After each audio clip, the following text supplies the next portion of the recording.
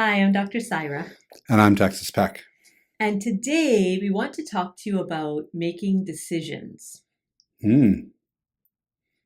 It So, seems like a simple topic. yeah, we had to decide to have this topic. So, Making decisions. Um, so how is it what's, how has it changed for you from how you used to make decisions using oh my gosh. advanced consciousness therapy?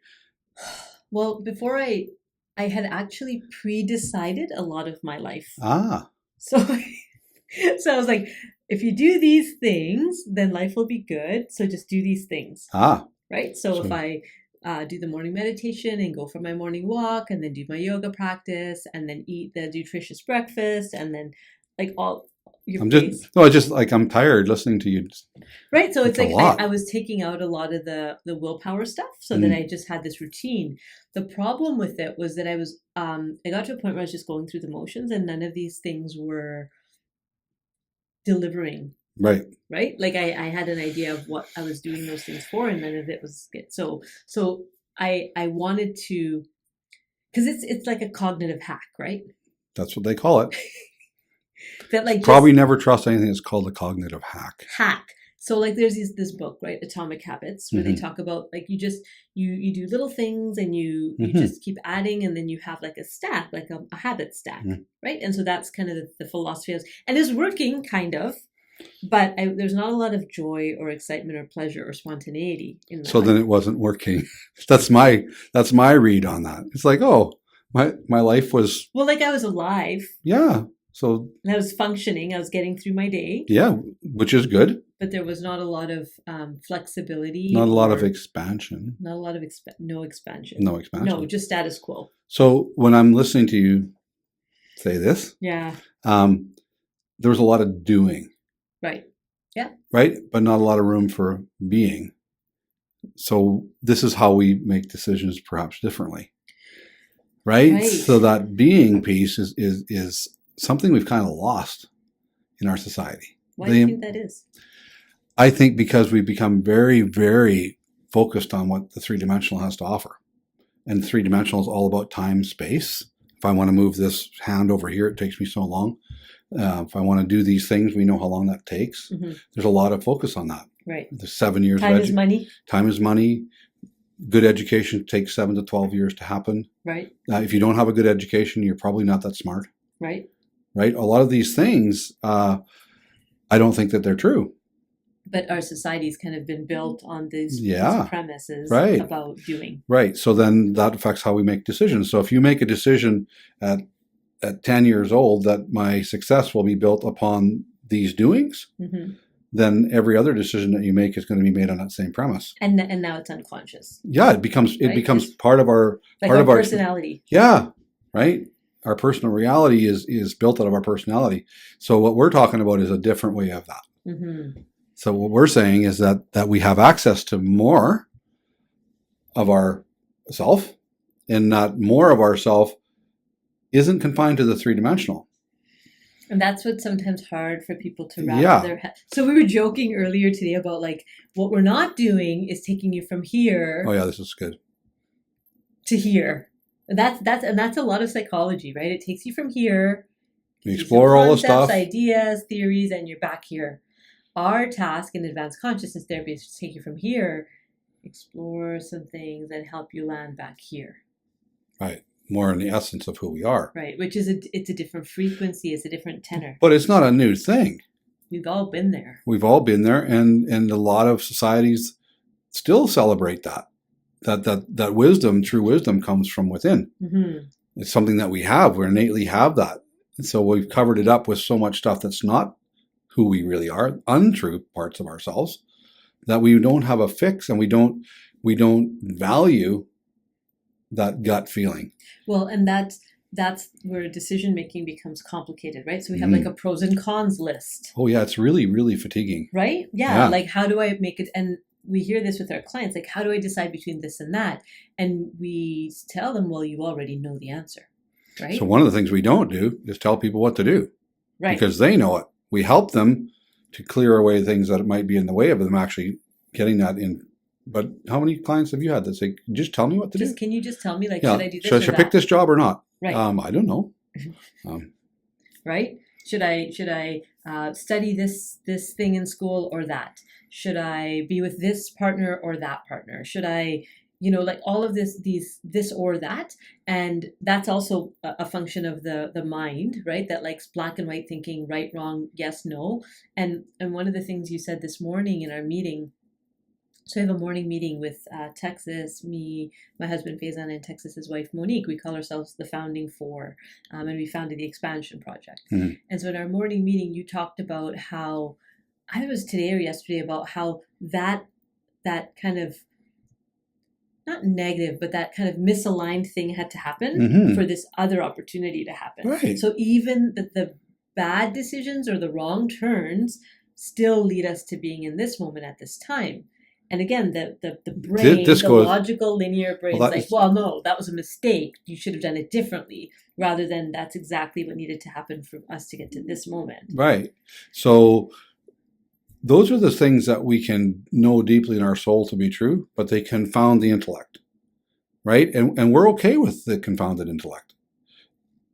How many times since you've been doing this work and you look back and you go, I get it now. Now, after looking, right? Right. So now that some time now has the passed, mind can go look back and go, oh, if the mind tried to look forward and plot that path, it would never pick that path. right? Right. But Because the path is like, yeah, it's that, It's right? not like- That's why it's really important for one of the things that we say, especially when you start to do this work, is it's a big mountain, take small bites of that elephant. Like, so there's as much. I know, I mix my Eat metaphor. the mountain one bite at a time. Yeah, well, it Or could be a mountain of mashed potatoes. Stay out of my analogies. I did mix my metaphors. Eating an elephant. How could you eat an elephant? They're One bite at a sacred time. in some traditions, One bite at a time. Okay, so we have a mountain of mashed potatoes. Okay, we'll Can do that. we'll do that, right? Go with that, yeah. Okay, but we can't eat it all at once, right? So we eat it one bite at a time, and that's sort of what we talk about with this, and that's one of the things that I find people struggle with the most, because we come in with our wife really dysregulated, Mhm. and maybe there's lots of big decisions up, and I'm feeling really like I need to know whether I'm supposed to move, and am I supposed to be with this person over that job, and you say, okay. We teach them how to do the presence protocol, come into it. Like there's all these things that we teach in the course, and they'd be able to hear that voice. And it says, as they're walking, this is my inner joke, you'll probably hear this thought, just go get the bananas at Save On. And we go, yeah, but I need to know the answer to this big thing. Right, I need a job. right. And then this happens all the time. They go to get the bananas at Save On. Save On is not, I'm not advertising for Save On. Insert your grocery store of choice right, yeah. in that. But, and I met my friend Bob, right? Because I went there and he was telling me about this guy who's hiring, right? And, so the bananas did leave me, Right. but we wouldn't. But you won't see it until after. That's right. Do you remember the first time I saw you at a grocery store? I remember it. Okay, I don't. You were in the moment. I think I was probably overcome with, gratitude that I got to meet you. Shut I up. have no clue meeting her at this grocery store. Just trying to make it look good. I remember. Okay. So we were at No Frills. Okay. Okay. See, not just Save On. Not shop in many places. And you were walking around and I was like, that guy looks familiar. This guy, because you were wearing a hat. Oh. Because I usually don't see you in a baseball cap, right? Okay. Like, this guy looks familiar. And then you looked at me and you're like, Saira, and you had big, like 10 pounds of potatoes, red potatoes. You remember what kind of potatoes? Oh, I do. Okay. Because it was the first time I saw you out of this context. Ah, okay. Yeah. Right? So we hadn't quite started working together yet, like formally. I don't think we'd gone into business together yet, but You remember potatoes, but you can't remember if you were in business with me. Well, the moment is birth, and the reason I think it was such a moment was because I was like, oh yeah, this guy has like a life outside of that. When you like, have you ever seen your teacher outside of school for the first time? It was like that. I was like, oh right, he exists outside of our sessions together. Yeah. It is really weird. Yeah. And you had some stuff around that with your Right. training. Oh yeah, right. Because in training as a therapist, there's this whole thing about dual relationships, right? And how you don't cross the line and you don't interact with your therapist outside of that 1 hour limited time, and it's very, very strict, and it's very, I mean, they say it's designed for the safety of the client, but one of the things I've been bumping up against is how unnatural that is, Yeah. especially in small communities. And when she told me these things, I went like this because I did not understand, right? Because I didn't see any lines. Because you just said hi to me. Yeah, and I didn't, and I never saw the lines to start with because nobody told me they were supposed to be there.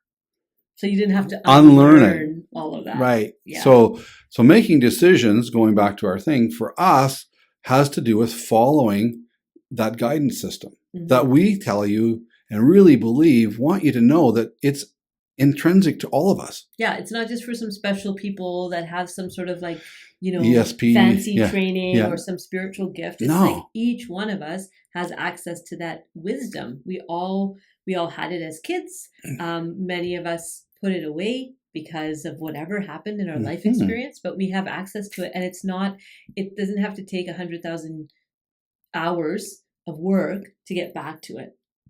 Exactly. It's actually it can be quite quick. So as a practitioner, to be able to sit in that space and trust that gives you this ability to hold for someone else what they cannot hold for themselves, right? Because if I know I'm not the answer for that person, then maybe that allows them to see that they could be the answer for themselves. And I think that's really key to our messaging, right? In advanced consciousness therapy, is that I need to show up the way I'm supposed to show up and trust that other person to be able to see themselves in much the same way. Exactly. And in the session, I'm actually not evaluating and making decisions. Right? So talk about that.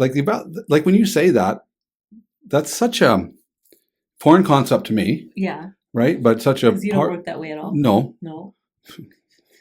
But you're an anomaly, Texas. That's what I keep telling you. I know. Like what you're teaching is really different and special and new and needed. Right. Right? But most people don't. Right. So So for me, if I'm in that place you were just talking, what's the word you just used?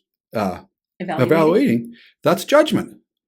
So if I have to enter into judgment, I can't do that unless I start to close this, because I have to make decisions upon somebody else's life, right? And that person has their own ability to do that.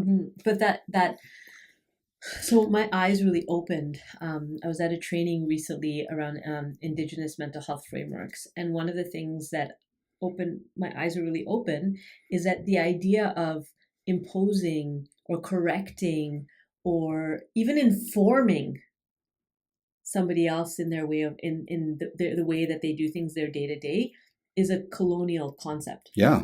Like it's actually something from one group that says, okay, we know the right way, so let's teach you the right way. And so many of us have internalized that somebody else out there has the answers, and if I just speak to the right expert, then I'll get those answers. And that's actually not how traditionally we were meant to make decisions. Right. And I know I'm saying something really big here. Yeah. Right. What I'm saying is that what if the clarity and authority came internally instead of externally? Now, for societies that were built for control and being able to get a lot done in the 3-dimensional, right, then that feels a little problematic, because like if everybody just did whatever they wanted, we would have chaos. And we're saying, well, actually, if everyone did what they wanted from here, from a contracted state, from a fear-based state, from trying to stay safe, yes, because everybody would just be out for themselves and out for like protecting themselves. So yes, we would have chaos.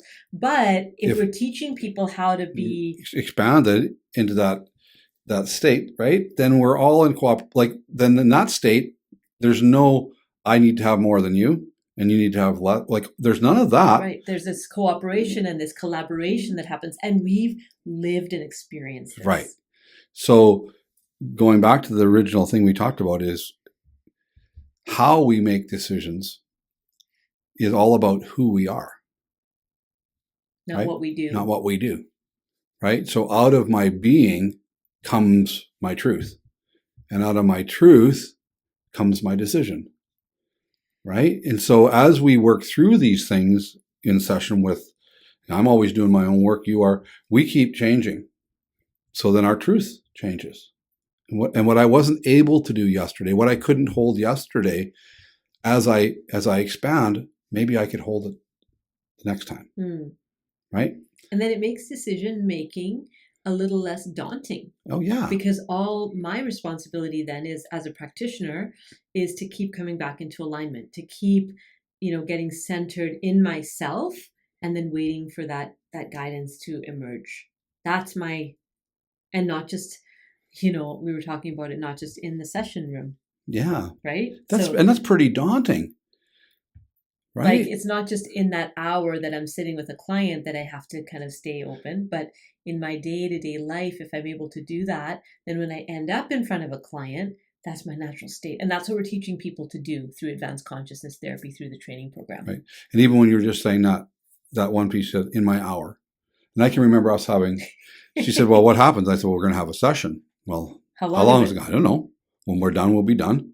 And obviously I need to, but I need also to know that sometimes it finishes early. Mm-hmm. Sometimes it's not quite. So I would have a bit of a buffer in there because I'm not exactly sure. And I think that just honors the person that we're working with, to say that we're not going to stick you in this box. Right out of the gate. We're going to say we're going to allow. But it's a very, I know for anybody who's thinking about taking the training, there's some unlearning that we have to do.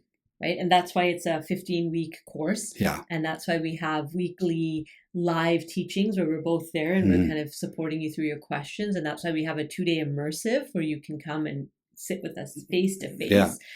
Because a lot of us who have been trained in the helping professions have this very top-down training. Like, you're the expert, you've got the solutions. And even in therapy, I can speak for therapy, even in the therapeutic modalities that claim to not do that, there's still a little bit of that. I hear it from my students, right?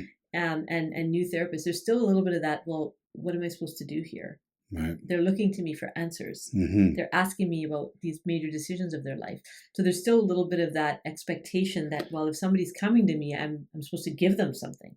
Yeah. And it's like, no, somebody's coming to me and I want to sit with them in a posture. Right. And that piece around, and I think I talk a lot about this, that we don't know how powerful we can be in when we're holding that space. And we've been taught to give that to someone else. And that's really sad for me. When I sit with people and I see that they've given their power and they want to give it to me now. And I'm like, no, that's yours. We're gonna help you to learn how to use that. Right. But I think practitioners have to have an experience of that themselves. Absolutely. Right, before they're able to kind of see that in the client. So this is why it's a 15-week course, and to be honest, it'll be a lifetime pursuit. Yeah. Topic for another day. But it is, right? I know for me, I've been doing this a bit for a while, and I'm still working through stuff on a moment by moment basis, and I'm never going to be done. Right. And that's okay. There's no destination here. Yeah. The destination is the journey, right? So if any of that kind of is pulling on this part of you, and this part of you is kind of pushing back on, this sounds a little, listen to that, because this is your inner guidance system, and it may be starting to come online. So if you're interested in learning more, June 26th, we have 2025, we have an information session our next information session for advanced consciousness therapy. And Monique's book, The How, is coming out on June 28th. So you can order it on Amazon June 28th. And that it explains in a lot more depth and a lot more of beautiful language and stories about some of these principles that we've been sharing in these videos. So check that out as well. Like and subscribe, leave us a comment. Yeah. And just feels really important just to say this. We're really excited and about the I was talking to someone today. I said, we get to do this, right? We get to bring this truth forward, and it's a really big honor for us. So if any of that's kind of touching you, reach out, let us know, sign up, take the course, visit the website, whatever works for you. We'll see you next time. Bye.